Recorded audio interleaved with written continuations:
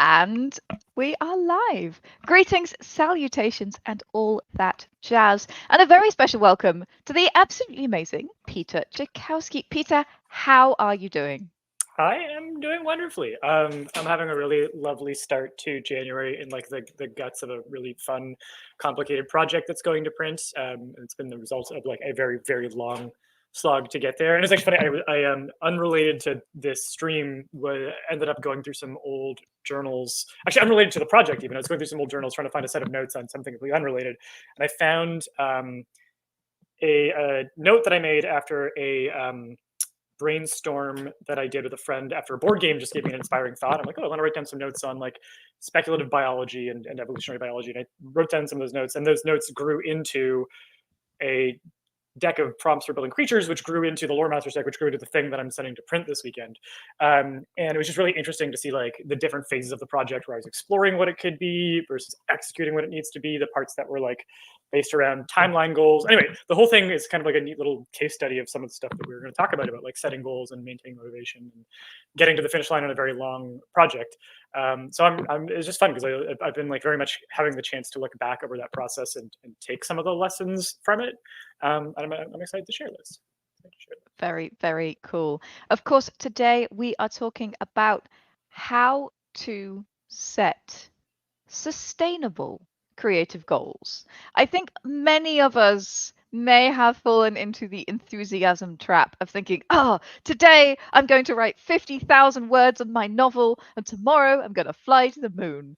And sustainable creative goals are where it's at. Both Peter and myself are creative professionals. So we're going to be trying to help you with some of the tools that we use and have used in some of our bigger projects, like the Deck of Many Worlds, the story engine, like the Dark Crystal RPG, creating these kinds of big things, creating novels, creating campaign settings, which is what a lot of you guys are creating. You need to set sustainable goals. That's where it's at. So really, that is the name of the game today. And we're going to kick off. Oh, I beg your pardon. I have to introduce Peter. He's far too modest to introduce himself. Peter Chiykowski is a true Renaissance man.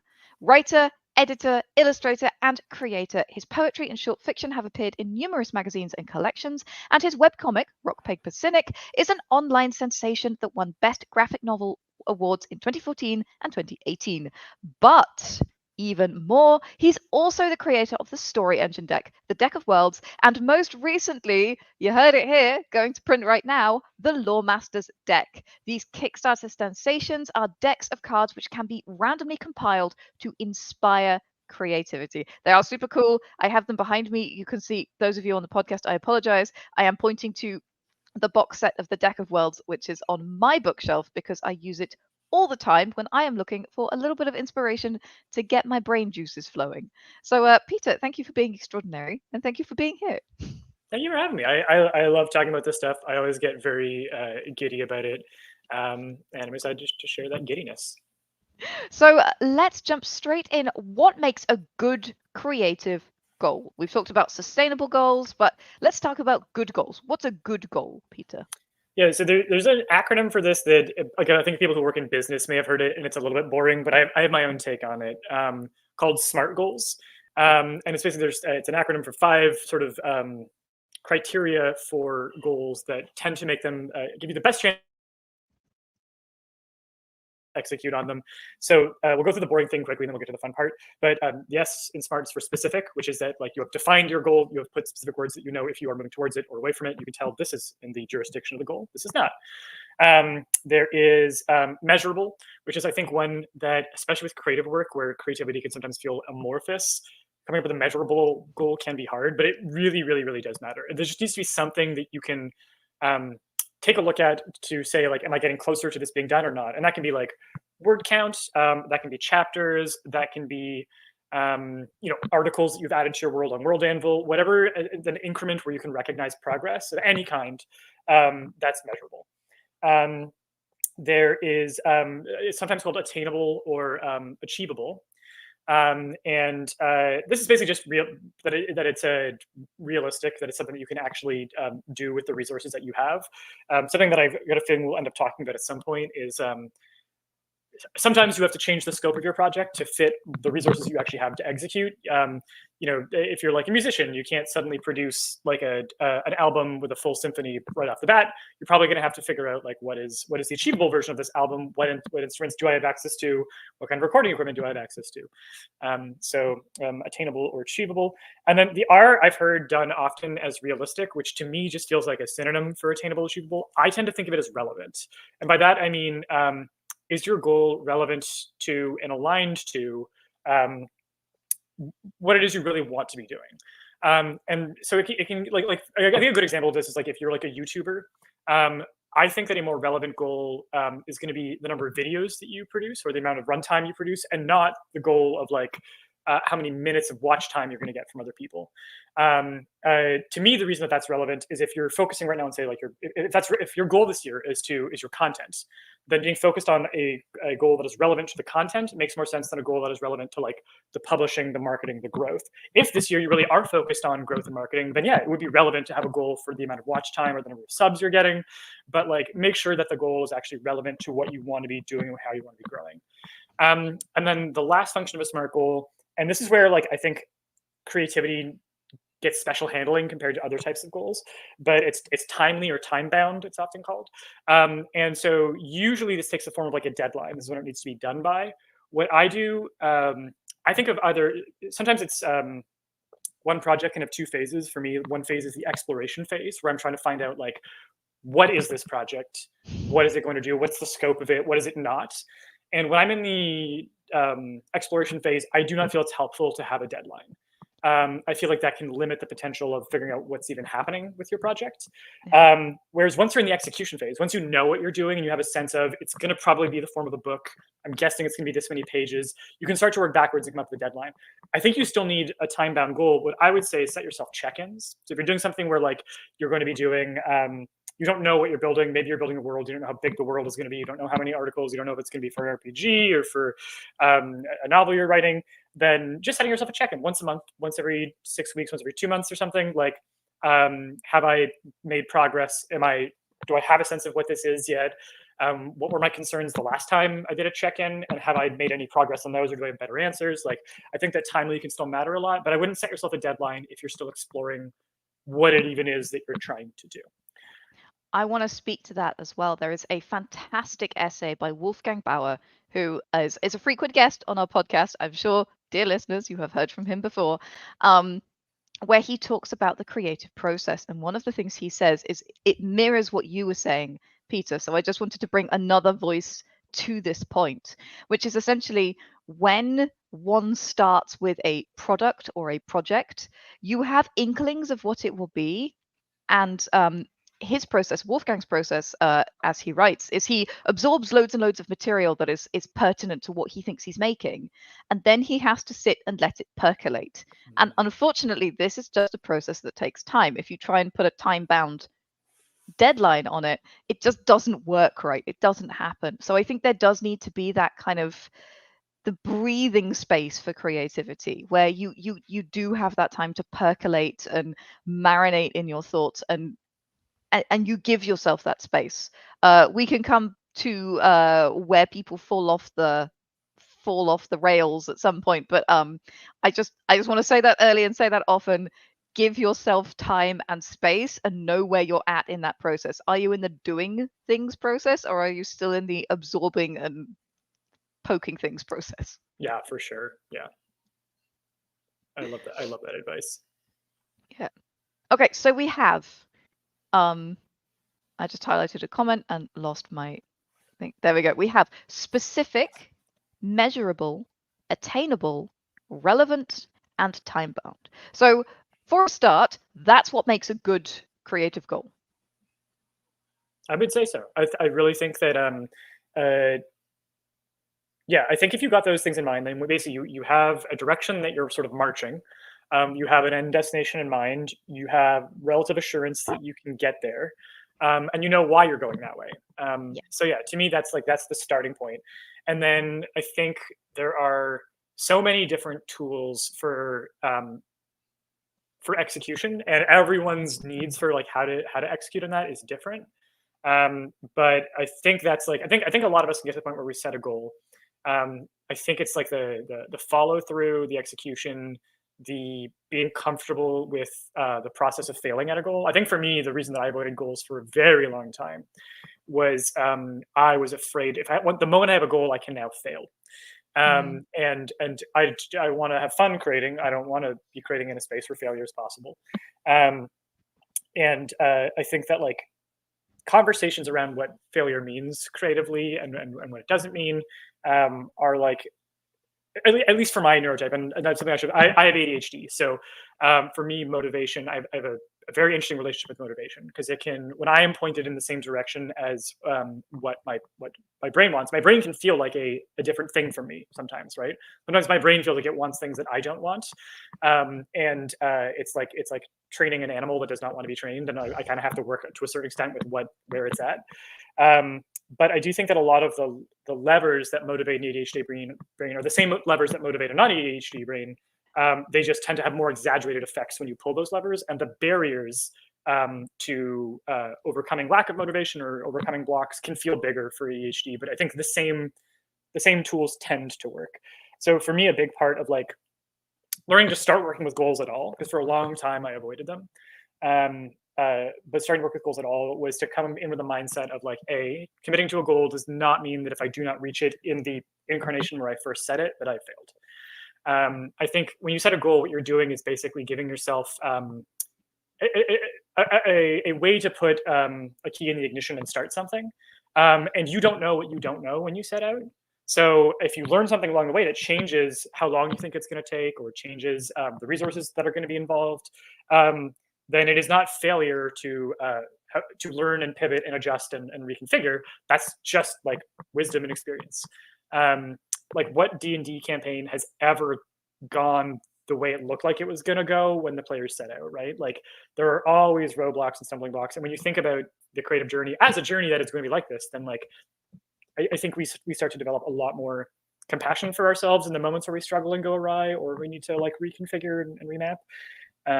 There's a bit in the like Pixar storytelling Bible, which is like this is their like advice on like how to write stories. And I think like if it's not number one, it's in the top three. And it's that we admire and relate to and connect with characters more for what they try at than for what they succeed at. Yeah. Great rule for storytelling and for writing your own characters, but like in terms of how you treat the story of yourself on your journey, like give yourself at least as much compassion as you would give a Pixar character if you're watching a movie, where like give yourself all the points for trying. That is that matters a million times more than the success at it. And I think for me, like what helped me be able to work sustainably on goals was to focus less on creative discipline. Creative discipline matters, but less on creative discipline and more on creative self-forgiveness and compassion. How do I like show up with enough love for myself that if I do have a bad day and like I do sit down and write for an hour and nothing good comes out of it and I'm no closer, that at the very least I can be like, but I did the thing that I said is I was going to try and show up and write every day, and if I've done that, then that is a success, and that's the Pixar Peter. Just won some points in the audience, and maybe this moment is just a montage in like the working at it and getting better. And in the montage, I'm crumpling up pieces of paper and throwing it behind me and frustrated. But I know that at the far end of that, this is part of sort of a necessary part of the journey to get to the part where like the character has a stack of paper, it's their manuscript, and they're really happy, and then they open a window and it blows out and they chase it and there's a comedy beat. But that that kind of thing. I love that. I do just want to read out what Nee says in the chat, which is be your own Pixar Yeah, protagonist. I yeah. absolutely adore that as a thought. So I wrote down personal attachment, which I do think is very important for a good creative goal. You have to be personally attached to it, and it has to be something you can get excited for. And one of the things that we always recommend on World Anvil is to write down why you are excited for it, so that on the days that you do not want to do the thing, you can go back and read it and be like, oh yeah, but I do want there to be this crazy thing in the world. I do want that to happen, and nobody else is going to create it, so I'd better go and create the thing or whatever. But the other thing that I wanted to point out here is something that you touched on, is something that a lot of people in the chat are kind of touching on as well, which is the idea that a good creative goal is agile. A good creative goal is not rigid. It can change, because a creative process even somebody with the best plan in the world, a creative process is a little bit like walking through a forest with a map. And every now and then you're going to find a, a, a landmark and realize you're not quite where you thought you were. And you need to re-triangulate. You have the map, you can't quite see where you're going. You do know that you're trying to get to the other side. And you need to re-triangulate. You need to say, okay, I tried going that way. It didn't work. There was something on the not on the map that was there in real life, like a big flood. Something stopped me going that way. I will be agile. I'm still trying to get to my goal. I will try going a different way. And I think that a lot of people, when they set goals, they set these goals, they set them in stone, they chisel them into tablets. And I feel like goals need to be like they're the place that we're going, but they don't necessarily prescribe every single step on the journey. And we need to let ourselves say, okay, I had planned to do that. It did not quite work as I had expected. I still want the same thing, or I think I still want the same thing, or maybe I don't want the same thing anymore, you know, and you allow yourself that breathing room, that agility to say, okay, I thought this was going to be a 25,000 word novelette, but crap, it's a novel. Apparently that's where we're going. That's fine.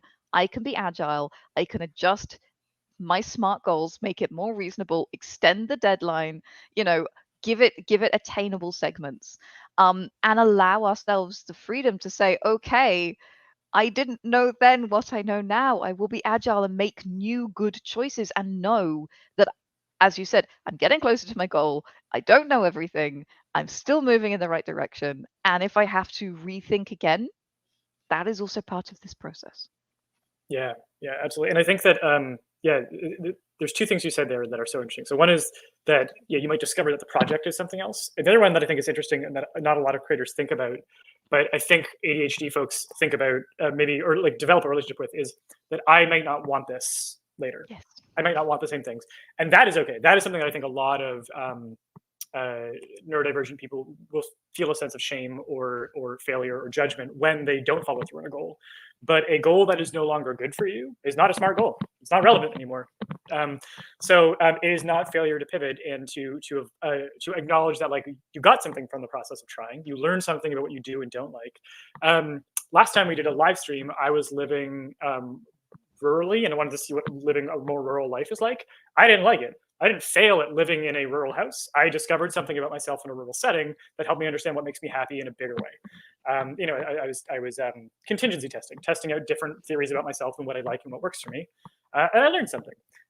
So yeah, being open to like I learned something about what I do and don't like. I learned something about what does and doesn't work for me is like great. That's progress. That's its own kind of progress in the larger goal of like becoming a self-aware, fulfilled human being. So good for you. Let's cheer that on. And when you're setting goals, like just yeah, being able to really remember like right now, like you said, right now I think I can fly to the moon on my excitement for this. Being aware of yourself as a being through time whose needs and wants and interests change. It is really good to set goals where you are planning for, do I think that I can actually keep this up for that long? Do I think I'll be working at the pace of excitement that I have right now? And being able to set realistic goals that way is really helpful too. Like just knowing that you and your feelings towards the project will change, that you might have a cooling off period from it, and it might make sense to pivot to a different project for a bit to recharge. It's kind of like when you there's certain crops that when you grow them deplete the soil of nitrogen. So like corn, for example, sucks nitrogen right out of the soil. If you plant corn, you do crop rotation. The next thing you plant is like alfalfa, something that recharges nitrogen, so that you have that essential nutrient to be able to grow corn again.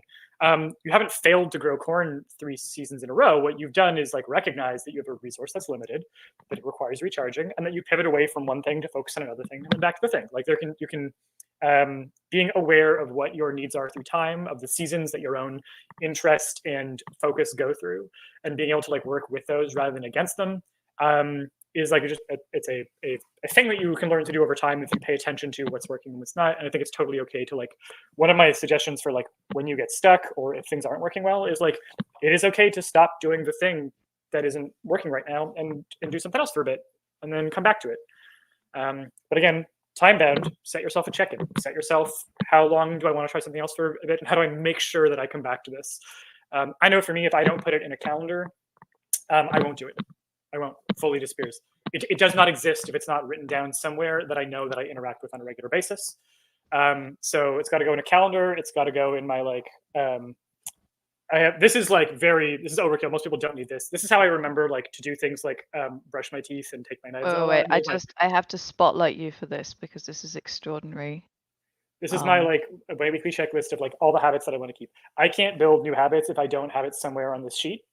I just absolutely can't do it. So if I want to convert intention into execution, the only way that I know that I'll do it is if it's somewhere on here, um, or it's in my calendar for longer than a week. And I set a future goal. But like if I don't write it down, it doesn't happen. And I want things to happen in my life that enrich my relationships and that help me do creative work that I find fulfilling. And this is like took me 30 years to get to the point where I'm like, if I just write down everything all the time, then I'll do it. And if it doesn't matter enough to write it down, then I'm probably not going to have time for it. And it's okay to admit that to myself.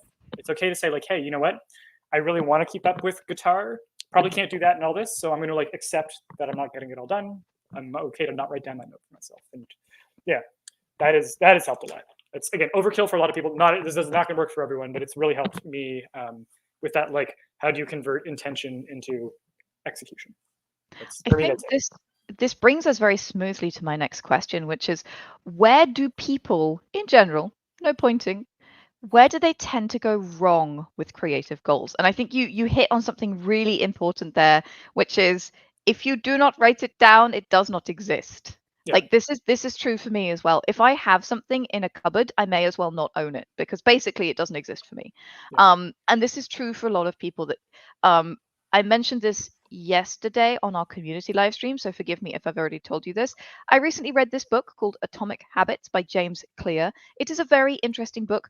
I do recommend it. I read it in about 2 days. Um, it is excellent. Um, and it's about all kinds of habits, not just creative habits. But his rule number one is make it obvious. If you want to set a habit, if you want to do a thing, make it so obvious you cannot possibly forget. Um, because otherwise, do you know what? There's a lot going on in our lives. It's very easy to forget things. yeah, yeah. And that's also where it comes down to like the thing that I like about measurable goals is that you have it's like again writing down things that matter. The things that matter, you'll find some way to make sure that you're making progress on it. And measurable is one of the ways that you can make visible and obvious Yes. that there is progress being made, that you are making progress, that what progress you have left. I like measurable goals because there's some kind of mechanism by which you can visualize and make obvious to yourself like what it is Yeah. and how you're making along there. But yeah, I think that so I think setting goals that are too big is definitely one that, especially if you're like in the moment of like you're getting so much dopamine from this task and focus that you assume you will always have, it is very easy to go either like set the deadline too early. I almost as a default now add 50% to every first instinct deadline I set myself, where I'm like, that's not going to happen. Make it, or I overestimate how long the increments will take to do. So either like set the deadline back based on your time estimate, or just update the time estimate. Either way is fine. Um, that is a big one. And again, being willing to change the timeline when you need to change the timeline is helpful. Something that I did before I got my ADHD diagnosis that I didn't realize I was doing, and I'm like very grateful to myself for having been at least wise enough to have figured this out. I started off like I always wanted to write novels. That was kind of like the loose aspiration because it just felt like that's the big thing where you know you did it. Now you're a writer. You wrote a novel. Went to some creative writing courses, started writing short stories. Even short stories were very hard for me. Sometimes like maintaining motivation on one short story was very difficult. Finishing one was really difficult. And for a while, I like kind of dodged the feelings of shame around it and tried not to deal with it. And was like, oh, well, like I have finished some short stories, but it never felt natural. And it felt like it should be easy or whatever. And then I finally in like 2016, 17, I started a microfiction project where I was writing literally postcard sized short stories, and my output went through the roof. And I sustained that output, and I had finally found a format where I could complete something with the attention span and excitement that I had, where I could drop an idea that was no longer motivating me through its novelty and pivot to another idea, but do so in the same scope. Because the next short story that would still fit on a postcard would exist in the same universe and ecosystem as part of the same project. And I got my ADHD diagnosis not having realized I had published 5 books, none of which have a storyline longer than 4 pages. Because I found out like to be motivated, I can finish a comic because a comic that I'm drawing is interesting and I can finish it within a certain time span. A short story that is 1 page, I can finish in that time span. And I was lucky enough to discover a format that when you do the short sprints, which I'm really good at, enough times in a row, you have enough content for something that is the shape and size of a novel. That's the only way that I ever published books. Was that I enjoyed the short sprint activity, the increments, the measurable increments of progress were so satisfying in and of themselves that I could end up with enough of those to reach a long goal. And there's kind of two lessons that I think are important there. Like one is like not to force yourself to succeed in genres that may not be good for you. Yeah. If you're finding like the genre is really hard, maybe there's some growth there. Maybe you'll develop the skills, and that's awesome. Like set yourself challenges. But also, if you're like finding that you're just trying to fit a round peg in a square hole, then look for, okay, how do I make this work for myself? My ideal thing I thought was a novel, but I was having trouble doing novels. So I said, okay, what's something down from a novel that works for me? A short story. Short stories were too hard for me. That is kind of embarrassing to admit, but short stories required too much attention span and focus. Next step down was like a postcard-sized short story. It felt so good, and because I could maintain motivation, I could reignite motivation by changing the topics and focuses and styles I was writing in.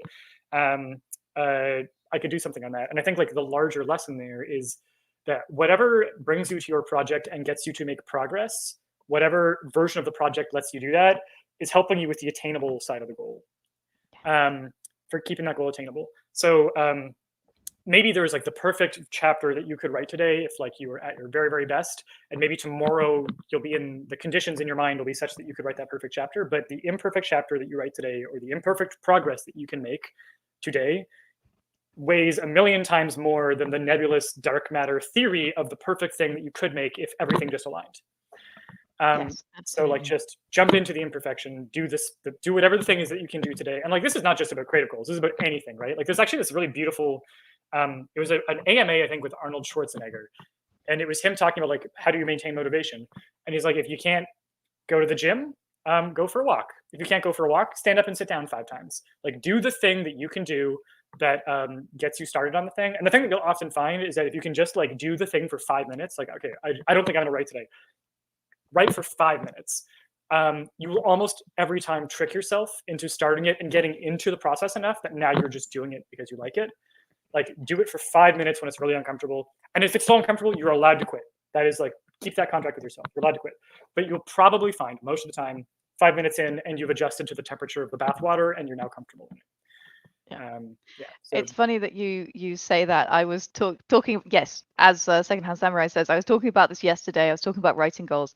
Again, going back to Atomic Habits, James Clear calls this the 2-minute rule. Like do it for 2 minutes, see what happens. If you're still hating it at 2 minutes, that's fine. You did whatever it was for 2 minutes. And that is a writing goal for me. I will sit down and set the timer for 2 minutes, and chances are I will have written, I don't know, 30 words, and I'll be mid-sentence and I will be outraged that the timer is going off because I now want to write whatever it is that I started writing. And then I get, several hundred words written because I'm so outraged by the timer going off when I was in the middle of my thought that I'll just go back to it immediately. Love it. It works very well. But what that means is I have set myself such an easy goal. It is very difficult to fail. And I think that's one of the really important things. When people set themselves, particularly when they set themselves daily goals or weekly goals, they make them too hard. You need to remember this has to be a goal that you can do on your worst week. This has to be a goal you can do on your hardest day if you have made it a daily goal. It has to be a goal you can do on your most difficult week when everything has gone wrong, if it's going to be a weekly goal. Think about not when you're at your best, but when you're at your worst, and be super compassionate to that person and say, okay, what would I say to that person? I'd say, come on, you can do 2 minutes. I'll sit with you and then we can go get some coffee or whatever. And that is my daily writing goal, is do 2 minutes and then you can go get some coffee if you want it. And so far it has been very successful because it's so difficult to fail writing for 2 minutes. Even when I feel the worst, even if I'm just sitting down and going, I do not know how to solve the problem in my plot because XYZ, all of a sudden I'm thinking about my writing and chances are something will come up. So I think that's a really important thing. Think about how hard your hardest day is and make it impossible to fail a daily goal on the hardest day. Yeah. And the other thing that the rule that I have for myself is that like whatever happened yesterday happened yesterday. Yesterday is not a prophecy for how today is going to go. Both on the days where it went really great yesterday, that can actually make the next day harder because you're like, well, if I don't do that well, then I'm on a downward trajectory. And our brains love making patterns. The moment we see downward trajectory, we start to catastrophize. Like, well, what if every day gets worse? So like yesterday doesn't exist. All you have is today. If yesterday you failed really hard, that's also okay. Like the you of today does not owe any debts that the person of yesterday accrued in terms of like making progress or whatever. Today is going to be what it's going to be, that, like to me, that helps it makes it so much easier to come back to habits that I have dropped. Because historically, I would drop a habit and then avoid it out of shame, and that's the like my rules. There's no shame for dropped habits. There's only what we're doing today, and if today we come back to it, then that is a victory. Today we celebrate that and we keep moving. And like I'm gonna look at this before I show it just in case. Okay, yeah. So like there are days where like I forgot to like wash my face in the morning. There are days I forgot to brush my teeth. It happens. Like there's like these check marks are so not perfect. Um, I haven't done really well. I'm supposed to be doing more discipline training for my dog because he's very reactive this week. Really didn't get to it. I can't hit every priority every week, and like that it stays on the sheet. Next week we try again. You'll see the gaps. Also, like my little version, big version of some of these habits is like it gets 2 check marks if I do like a better or longer version of it, but I get the check mark if I just do 30 seconds of it. So yeah, I fully think be as compassionate to yourself as you can. Cycles that you can't fail. And if you do fail the goal, next day is a reset. No debts. You show up and you do what you can do with that day. Yeah. You said something so important before, which was if I don't put something on my calendar, it doesn't happen. And I think one of the things that people often make an error in when they set creative goals is they say, I will write, I will prep for my session, but they never determine when they will prep for their session. They never create a space in their life for this goal to be achieved. They just hope it will magically happen. And I think this is a critical point where you have to be so careful because we can all be like, oh yes, I want to do this. And I am so prone to do this. I want to do so many things. I have like 8 creative projects on right now, and I get frustrated if they're not going ahead. And then I have to sit down and say, okay, but realistically, how much time do I have? I have a full-time job and a half with World Anvil, and then I also have all these creative projects I want to do, and then I also have all of these commissions that people come to me with. Honestly, how do I expect myself to fit all of this in? And I think being realistic about how much time you have and also carving out time for a thing you have committed to is so important. Yeah, so scheduling, like putting the time in some kind of calendar, I think is very, very important. And that doesn't need to be fancy. Like I've started working with it's like an app that I pay I think $9 a month for. Won't work for everyone, but it's called Reclaim.ai. It is one of the good uses of AI, which is it's just a little automatic assistant that you put in all the tasks that you want to do, all the habits that you want to build. You can do things like I want to do it roughly between these hours. This is a habit I'm comfortable dropping if I need to. Here are my deadlines for these projects. These are the ones that I can't drop. These are the ones that I can. And it'll basically build your schedule for you. So that none of your deadlines are going to get missed, or it'll tell you if like at this trajectory you won't hit a deadline. It'll flag that for you, and then it'll always schedule in like 2 hours of writing for me a week in between the other things that I have to do at certain times. I can schedule in calls. So that's helped me a lot for a few reasons. One is that it always puts it in the calendar. I don't have to reschedule writing every week. It always finds time for me every week for the habits that I want to build. 2 is it helps me like there's an executive function thing where like, what do I want to work on next? The moment I have to decide on a direction, already it's taking up a resource that I've a very limited resource. Like it's a spell slot that I don't have a lot of spell slots of. So and it just tells me like, no, the next 2 hours you're working on this thing. And I'm like, okay. It's great because I don't have to think about it. I don't have to use that extra energy deciding what to do. I can also just override it and do what I want, but it helps as a default for it to be like, if you follow if you follow the plan that has been like laid out by the AI right now, you'll hit your goals, you'll hit your minimums. That's great, and you can choose to override it whenever you want. So I find it helpful. It doesn't work for everyone. There are other versions of the same app too. I picked the one that ended up being cheapest because I'm cheap, and there are ones that are fancier and more expensive. But yeah, the app is Reclaim.ai. Yeah, so I like this one, but like you don't need to have that. You can just literally have like writing is something Saturdays at 10 a.m. you always do, and if you schedule over it, then you move it to Sunday. Like it can be as easy as that. If you want to do a weekly writing habit, it doesn't need to be fancy. Um, but the one of the rules that I started having when I was like starting to figure out my tasks and prioritization for the day was like to start really thinking about my day as Dungeons and Dragons action economy. I think Nice. we have this like sense that like, well, if I just like want it really bad, the time will appear or the energy will appear. I can do one standard action. I mix three third edition and fifth edition a lot, but like I can do one main action, I can do one bonus action, one reaction, and movement, and I can only do those things every turn. Maybe once in a moment I get an action surge as a class feature, but I can't do that reliably. There's no Yeah. amount of Oh, like and you can wishing, scream for help. and you You can scream can for do help. that as well. Yeah. Oh, for sure. Yeah. Yeah. Yeah. When you're working with a party, your action capacity goes way up, and I recommend it. Um, well, yeah, like you can't do more than what your action economy is going to Yeah. give you. And I've started planning my days as like, what is the one thing that I for sure know that I'm going to do, I need to do? That's my action. What is my bonus action? And like movement or reaction is stuff like to me the reaction is when I have a spark of like excitement or enjoyment, I get a little boost of bonus energy that I can sometimes do to slip another task in there. But like I can only really usefully do maybe two big things in a day, or like one big thing and one medium thing. So like what's my action? What's my bonus action? And that's it. Like if I get more done, that's amazing. But like do not plan on doing more. And yeah, so like your calendar, setting your calendar will help you realize like what are the one or two things that I can actually get done, and be realistic about that. But yeah, that time bound or timely, definitely it's both having a deadline and also having a time where you plan to do it. Yeah. Otherwise, because the time's not going to materialize, like you really do have to make it or reserve it or carve it out. Absolutely. Really carving out that time. It's so, so important. I will say I do something similar. I think setting expectations is really important.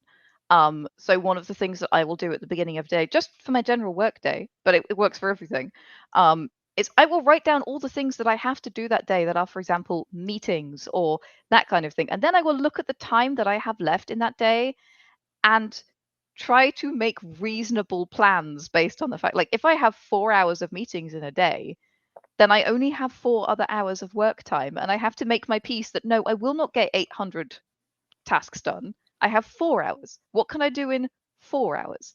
And I think that, again, going back to the creative goals, people feeling like, oh, I have realistically 20 minutes a day to write at lunch.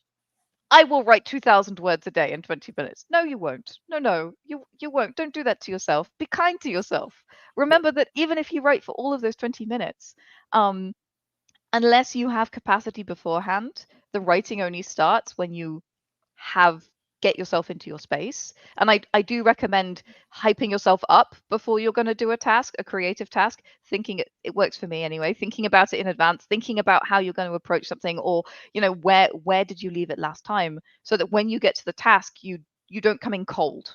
You come in hot, you come in already excited, you come in thinking, oh yes, I'm going to pick up from this thing, or oh yes, today is the day that I will journal about this problem and solve it by talking to my rubber ducky, or just writing about all the problems that I have until they somehow forge themselves into a solution. This has happened to me before.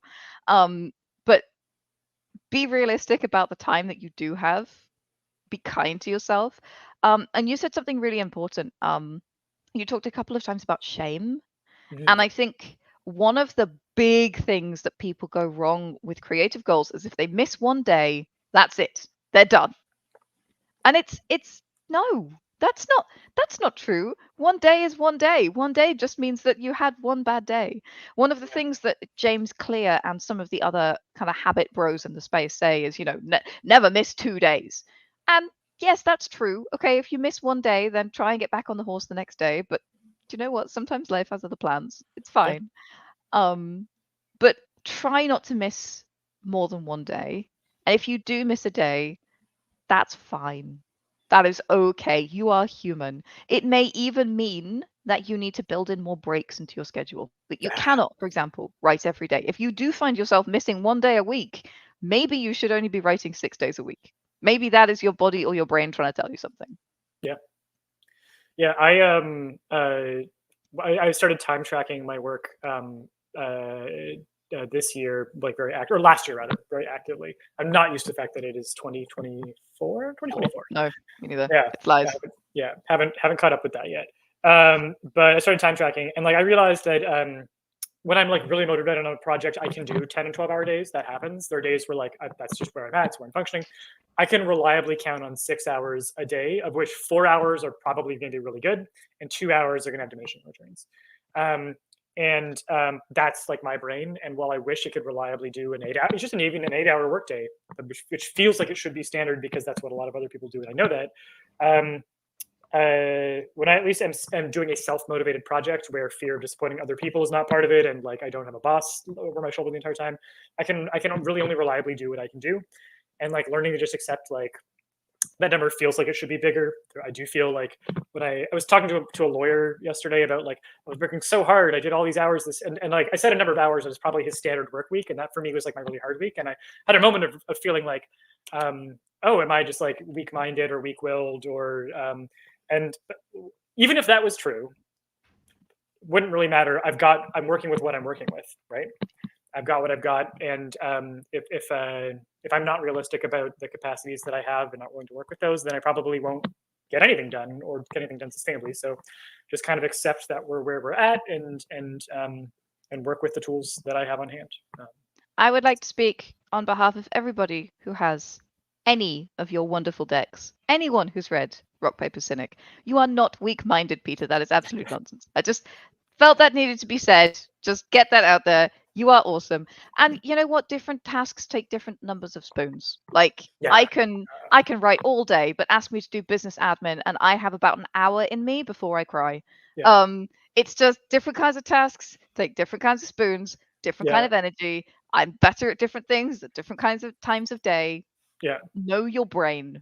Know your brain. Know what works for you. Yeah. Because that's something that's so critical for being able to, I mean, people talk about hacking your brain and hacking your life, but it's really just like know what works for you, experiment if you're not sure. Yeah. Yeah, I guess actually that leads me very nicely to what should probably be our last question. I feel like we've got a good 2 hours in this one, Peter. How else can we set ourselves up for success as creators? We've talked about goals. Goals are an important part of being a successful creative, or they can be. But what else can we do to set ourselves up for success? I've got like 2 pages of notes that I want to go through, and I'm gonna try and pick my top one here. We're gonna triage the big one. Okay, I think that the one I'm gonna go with is yeah. And you said a version of this that I think this is more like zooming in on something you've already said, but like pay attention to what motivates you. Write it down. Write down all the things that do it, and then just be aware of like what are the levers that produce or focus motivation for you, so that you know how to more reliably pull them. Especially if you have ADHD or another dopamine-related neurodivergence, because my dopamine supply is not consistent. It's just not always in the same things. But there are like tricks that can get me through the dry periods. There are tricks that can help me refocus when it's pulling me in one direction. So very, very quickly, there's different people categorize these differently, but there's kind of like 4 or 5 motivation categories that tend to be very big for understanding how motivation and dopamine works for people with ADHD. And I think again, these are true for everybody. You just see them more exaggeratedly with ADHD. So interest, things that just are naturally interesting or pique our curiosity. Novelty, so things that are new to us. It's why like you buy that new video game on Steam, and then once the novelty's worn off, you never play it again. That's natural. It's part of our brains and cognitive functions, but novelty is really helpful. Challenge, so when there is a puzzle to solve or something to overcome that is like often tied to interest or being interesting, you may feel motivation or dopamine flood from that. There is urgency, which is where deadlines can be helpful for a lot of those. So like it needs to happen now, or I feel like this opportunity will leave. And then there's passion, which some people will not include because it sounds a lot like interest. But I do think that passion is kind of maybe that larger life purpose of like, what are the things that motivate me long-term in life? What are the things that I really care about? And often I will find that when things that are hard to do are aligned with that, they get a little bit easier to do because I know why it's worth doing the hard thing.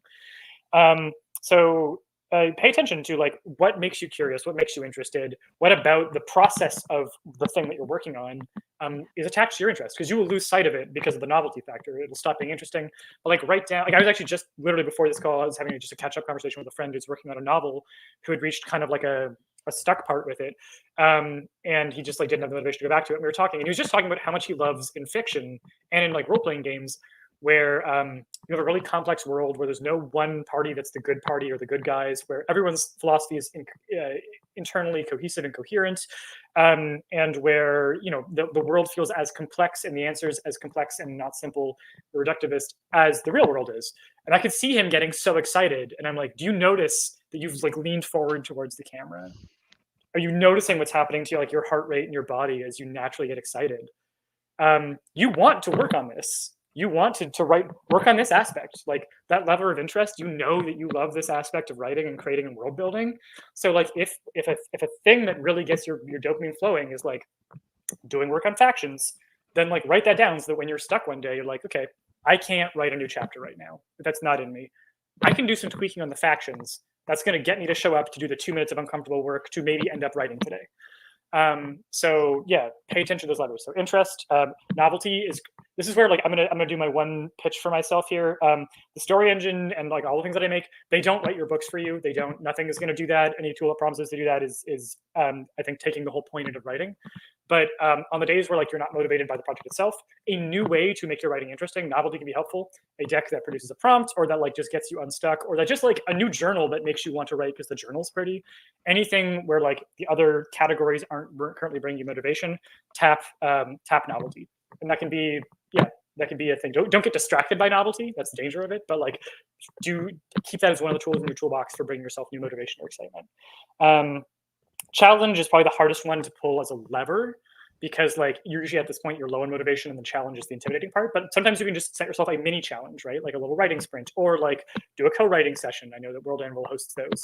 So like a little challenge to show up to a co-writing session for the first time because you've never done that. That's novelty, that's challenge, that's a thing. Like set yourself a goal that you can win at, and that can be helpful.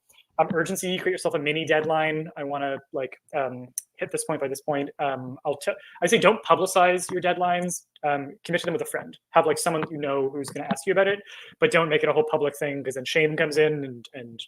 But have someone that you else who knows so that it matters. And then passion, if nothing else. Like again, this is my clipboard. I have 2 or 3 like emails that I keep clips in my clipboard at all times. So on the really bad days, I can read them. I'm going to keep this zoomed out enough because these are private and I have not asked these people to share them publicly. But they're like, these are emails that like, I get them like once every 2 years, where like just something I did connected with someone. And it doesn't need to be like you may not be getting fan mail, right? Not everyone gets fan mail. I'm very, very lucky that way, that I have an external source of validation. But like even times I have written down, like this year, I got to introduce my parents to, they did 2 hours of a role-playing game with me, which they have not done in our entire adult relationship, but they were interested to try it. And it's because I had basically developed a little mini, very light RPG system for them to try that was very rules light, and would let them just like, and it started actually, again, it was almost like that 2-minute, do it for 2 minutes trick, where I was just showing them something I've been working on. And then they were curious enough to want to make a character. And then they were curious enough to want to do a scene with the character, and then we did 2 hours of roleplay. But like that moment I've written about, so that I will remember how good it felt to have like designed a creative thing that got someone who had a block around doing an activity to break through that block and get a reward from it and enjoy it and want to pursue it. Like that's an example of how you can bottle passion. You don't have to get necessarily an email. If you get an email, great, but like remember a victory or a moment or a reason why you do the thing, and just give yourself reliable access to that when you're stuck. And I like routinely go to these emails and remember like, oh yeah, that is like why this matters, especially when you're working in a vacuum where other people can't see your work until it's done, where you're working on long projects. It can feel like this is not going to exist in a real tangible way in the world, and those motivations for finishing it don't exist. But like just remembering that the things that you do matter, and you do matter to people, and you do make a difference. That's true. Anything you can do to help yourself remember that is good. I love that. So much good advice packed in there. There are a few threads I want to tweeze out of there. I think the first thing that you said is social and community support. So we have an amazing community at World Anvil. As Peter said, we do write-ins. They are incredibly useful. Some weeks in the past, the only writing I've done for the whole week is 30 minutes of writing broken up in writing sprints. on that live stream, and it has made me feel like my project is still moving forward and I am still getting something done. It is very heartening, and I have to do it because I'm right there with you guys and you guys are doing it, so I'm doing it. It's the good kind of social pressure. It's the social encouragement form of social pressure that can encourage you to work even when it's difficult, or give it a go. I also have a writing group of two other writers, and we get together once every other week. And I know that I will want to go to that writing group and said, I wrote something this week. I have been working on such and such. I really don't want to go and say, I have done nothing. I am a useless potato. I don't want to feel that. I want to feel like I can come and say, I have something. Um, so that's kind of on the social side, on the community support side. That's something that can be incredibly helpful, whether it's something as anonymous as writing sprints in a Discord, which we also have. You can go to the word sprints channel, or something more personal. If it's in person, that's great. If you can go with a friend to a coffee shop and write, that's even better. If you can invite your players around early to your D&D game, and you can all just like sit for 45 minutes and get on with something. Like, these are all ways that you can harness community and social support to give you a little bit of a push. And once a week is better than nothing. Yeah. Like it all helps. It all gets you feeling like something is happening. And you never know, like, I often find that I'll do writing sprints on a Friday with a community, and then I wake up on Saturday thinking about my book and I want to write, and then on Sunday I want to write because I was writing and it can kickstart it all off again. So yeah, I think the power of social and community support is so valuable there. Absolutely. One of the things I've been exploring recently is tricks to get you through the bad days.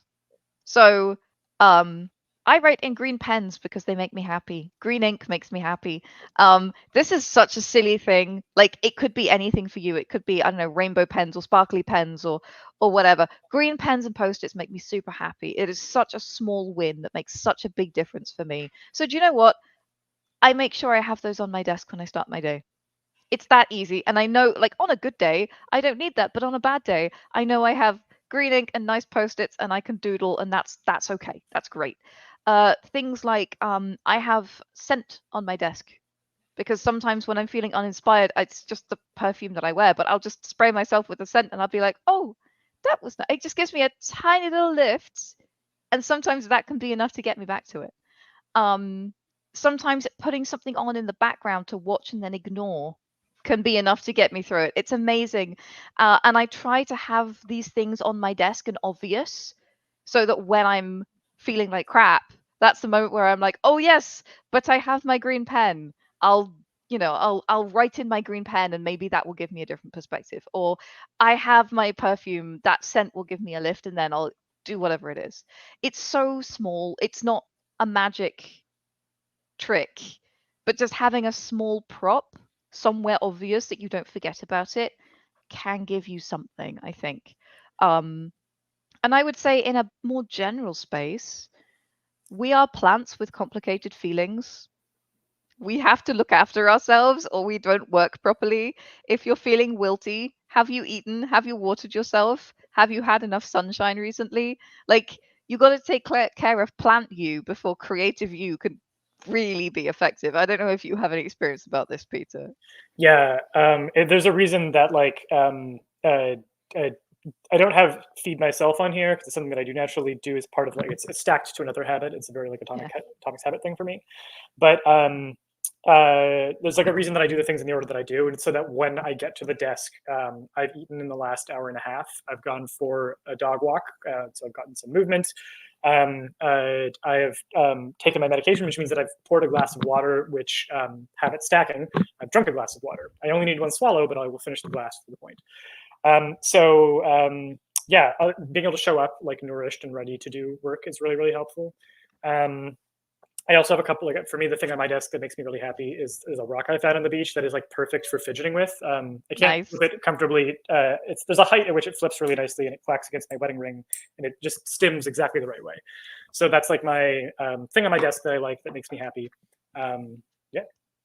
Yeah, for me, it's twisting the pen open and closed. These are such silly small things, but do you know what? It's just something. It's just something to have in your hands. These things.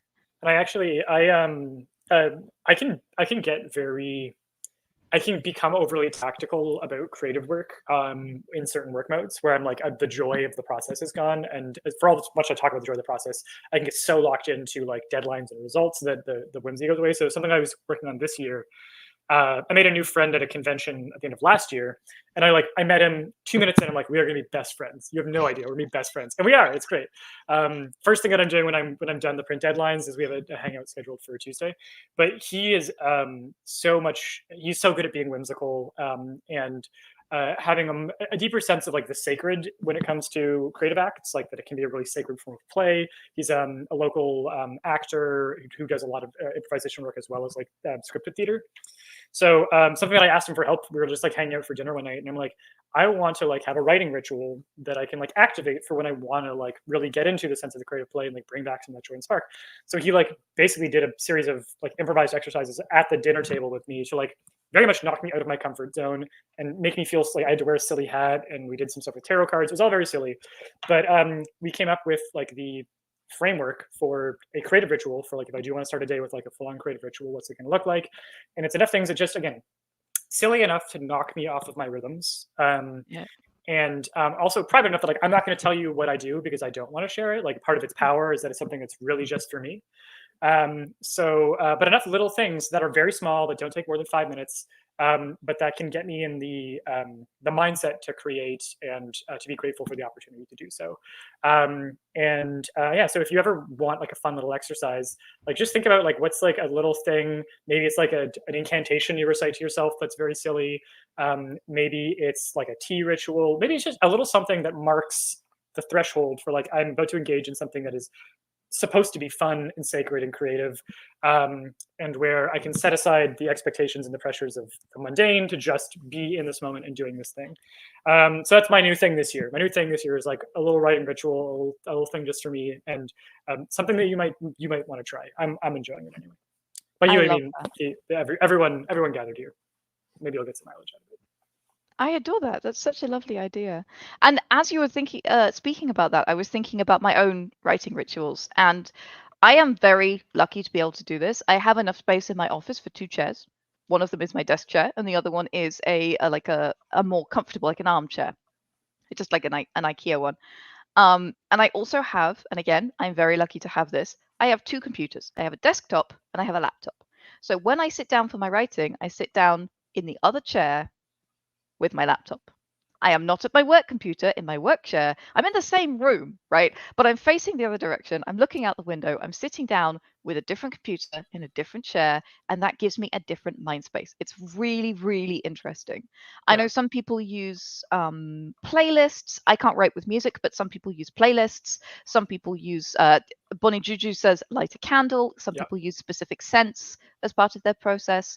But I love that idea of a creative ritual, and it can be, as you were saying, something whimsical and quite out there, but it can be as simple as just I sit in a different place. I drink a different tea. I listen to a different kind of music, and that creates the space around me where I am set up to do the thing.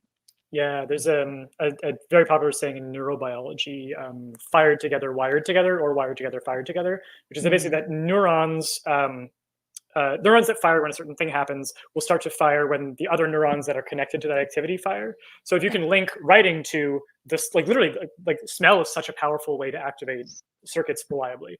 So if there's Yeah. like a particular scented candle that you light when you create, lighting it will literally start to to activate in a way that you could see in a CAT scan, activate the parts of your brain that are connected to writing in the writing process and are associated with it, which makes the likelihood of you being able to reliably produce the same kinds of results a little bit higher. Don't with any writing ritual, don't overinvest in it because you'll start to become superstitious about it. You don't want to get to that level of it, but like to know that like yeah, when I light this candle, that is my creative time. That is when my brain gets into this state. Is like it's not just like fun and like cool and it, there's good data to support why that Yeah. works. Yeah, absolutely. And again, the more you can build a habit with physicality, the more the habit, the more the physicality helps the habit. If you repeat those actions, you'll get the same consequences, and your brain says, oh yeah, I remember, this is when we do this thing, and it'll get into that mode quicker. Yes, absolutely. I have a final question for you. It's a slightly spicy question because I know that people can go either way on this. How do you feel about timers, Peter? What's your opinion on timers? It is a tool that I use sometimes. I have a visual timer because I need the visual on it to help. Um, I can get very lost in tasks that I don't need to be doing. So the benefit of a regular timer is like I have just several checking points during the day where like it's kind of like a floodplain dam where like the flood of me not paying attention cannot get past this point. Mm, So there are times when I need timers to keep me to task or to just remind me to check in for like, am I doing the thing that I'm supposed to be doing, or did I click on something on Facebook that brought me to Wikipedia, that brought me to a hole that I is fascinating, but like today is maybe not the day for that. So yeah, for me, timers are a sometime thing. And again, urgency can be so helpful, right? Like if you know you're only have 45 minutes for this, you'll focus in ways that don't. But again, timers when you are in a exploratory process where a timeline is not going to actually contribute to a sense of discovery, into a sense of play, or even to like a sense of research. I think it would be less helpful in those situations. But I love a good sprint. I love a good sprint. How about you? I okay, I'm very weird. So I'm just saying how it works for me, and everybody else can say in the chat how it works for them. I am really curious to hear about this. And folks on the podcast, let me know in the comments, timers yes or no, because this is always such a contentious issue. Um, for me, the timers come for the rest. Mm. So I work and work and work and work, and then I say, oh, I should give myself a little rest. And sometimes I will work on World Anvil all the way from the morning, from like it's 8:30. I'll sit at my desk. I'll start working. I'll work the whole day. It'll get to like 4 o'clock, and I'll be like, I am so tired. It has been such a long day. I know I have a live stream in the evening. I know I need to write, but I will give myself 15 minutes or 20 minutes, and I will just sit somewhere and let myself have that repose, knowing that I am giving myself all of the goodness of that repose and knowing that when it finishes, I will be refreshed and I can go back to work. And I don't know if it's just the psychology of like telling myself that, I will have the repose and then I will be refreshed, and so I am. But I find time is incredibly useful for the rest portion to make sure I go back to do the thing again. And again, I am a little bit of a workaholic, but when I get very, very tired, just giving myself those little micro breaks, 10 minutes, 15 minutes, sometimes it's even only 5 minutes. And I'll say, for 5 minutes, I'm going to doom scroll on the couch and then I'm going to go back. And when the timer goes off, I have a timer on my wrist. So it buzzes, and that's a very sensory thing, but it's not so annoying that I have to turn it off immediately and then I forget about it. Because that's the thing with timers as well. If they're too audibly irritating, I just push the button immediately, and it's not enough of a durational thing that it actually gets me out of what I was doing before. But yeah. Love that. That makes so much sense. Yeah, I do take breaks, but I tend to take them as like forced to by either my frustration or exhaustion, and not as scheduled. And I think if I did a test study where I tried to just take regular breaks or on a certain timer, that overall my output would go up. And the thing that I think that I'm achieving by staying locked into my desk would actually be better served by that. Yeah. So that sounds like a very smart idea.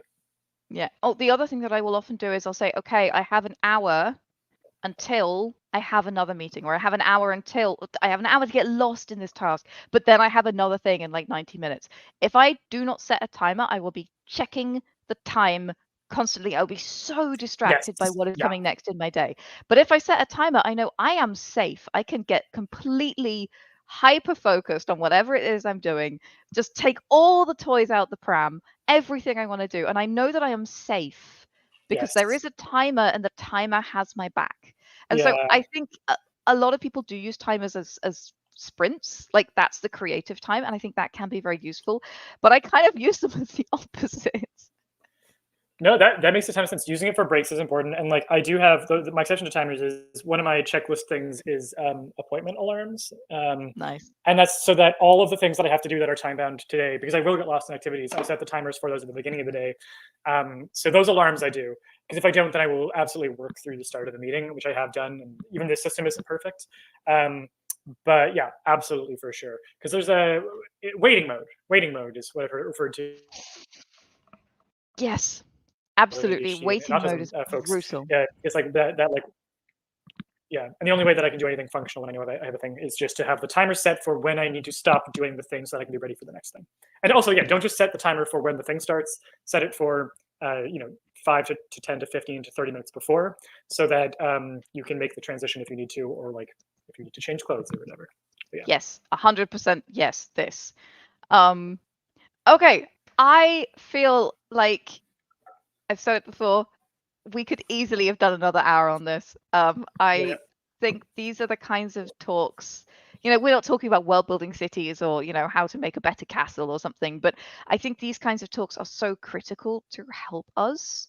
And I think that sharing experiences, and thank you so much to everyone in the chat today who has been sharing their experiences as well, um, is the only way that we can find new tools, experiment with new tools, and really just like no, we're not alone. Yes, some of us do need timers to rest.